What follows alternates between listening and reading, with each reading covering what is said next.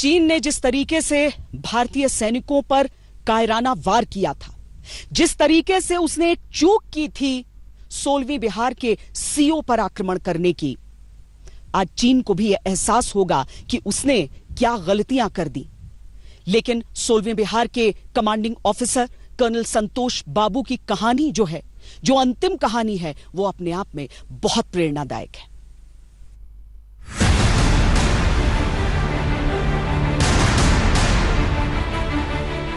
लद्दाख में हमारे 20 जाबाज शहीद हुए, लेकिन जिन्होंने भारत माता की तरफ आंख उठाकर देखा था, उन्हें वो सबक सिखा कर गए।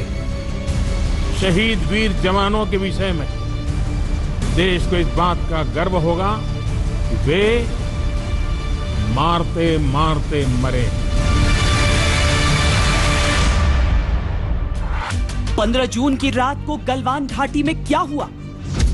कितनी देर चली लड़ाई? कैसे लड़े भारतीय जांबाज? 16वीं बिहार रेजिमेंट के पराक्रम ने कैसे चूर चूर किया चीन का अहंकार? भारतीय जवानों के शौर्य के सामने कैसे सरेंडर कर गई पीएलए? तो मैं गौरव के साथ इस बात का जिक्र करना चाहूंगा कि ये पराक्रम बिहार रेजिमेंट का है। चंद घंटों में भारतीय जवानों ने अपने बलिदान से गलवान घाटी में शौर्य की वो कहानी लिख दी जिसे सदियां दोहराएंगी। एलएसी पर जो हुआ है उसे 3 टुकड़ों में समझना होगा। शुरुआत चाइना की तरफ से हुई, जिसके बाद भारत ने पलटवार किया। इतना साफ है कि नुकसान चाइना को ज्यादा हुआ।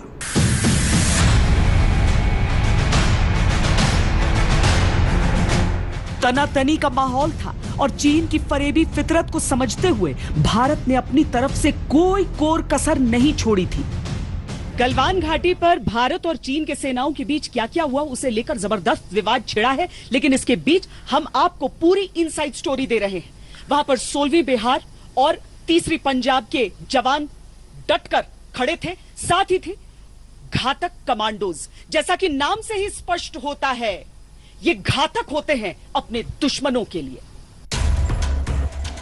चीनी विश्वासघात का किस्सा शुरू होता है एक ऐसी पोस्ट से जिसे चीन ने एलएसी के बेहद करीब बनाया।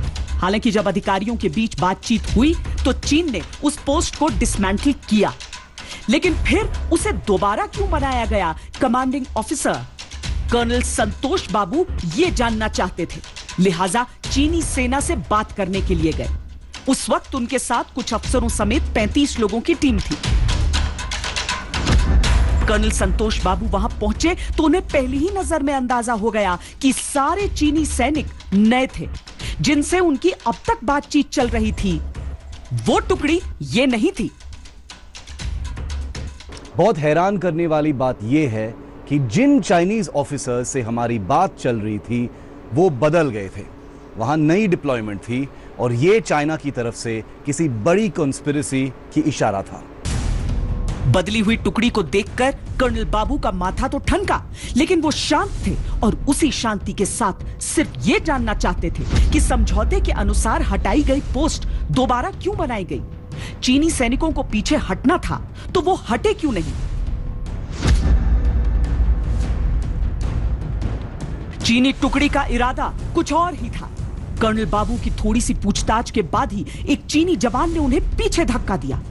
भारतीय सैन्य परंपराओं के संस्कार में कमांडिंग ऑफिसर का सम्मान पिता की तरह किया जाता है।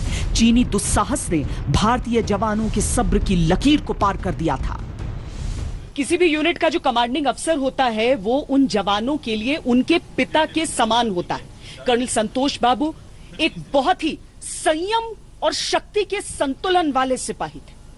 उनकी अपनी यूनिट में जो उनका सम्मान था, जो उनका मान था, उनकी हालत देखकर उनके जवानों से रहा नहीं गया, वो आक्रोश से भर गए।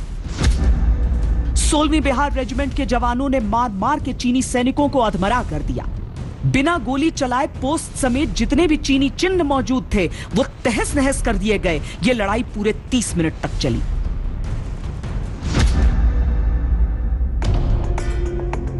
कर्नल संतोष बाबू निर्भीक और निडर थे, लेकिन चीन को कोई मौका नहीं देना चाहते थे। उन्होंने भारतीय पोस्ट से और जवानों को भेजने का मैसेज भेज दिया। भारतीय जांबाजों ने यह तय किया कि चीन के अनुशासनहीन सैनिकों को पकड़कर उनके सीनियर ऑफिसर्स को सौंप देंगे, लेकिन कई और चीनी सैनिक रिज पर पहले से ही दो तरफा घात लगाए बैठे थे। उन्होंने भारतीय दल पर ऊंचाई से पत्थरों की बरसात की। दूसरे चरण की यह लड़ाई 45 मिनट चली। कई छोटे छोटे फ्रंट खुल चुके थे, जिनमें दोनों तरफ से कुल 300 लोग आपस में भिड़े थे। चीनियों ने यहां डंडों और कील लगी रॉड्स जैसे असभ्य हथियारों का इस्तेमाल किया। नीचे बहती गलवान नदी थी, दोनों तरफ के सैनिक उसमें गिरते चले गए। इसी मुठभेड़ में कर्नल संतोष बाबू के सर पर भी एक पत्थर लगा।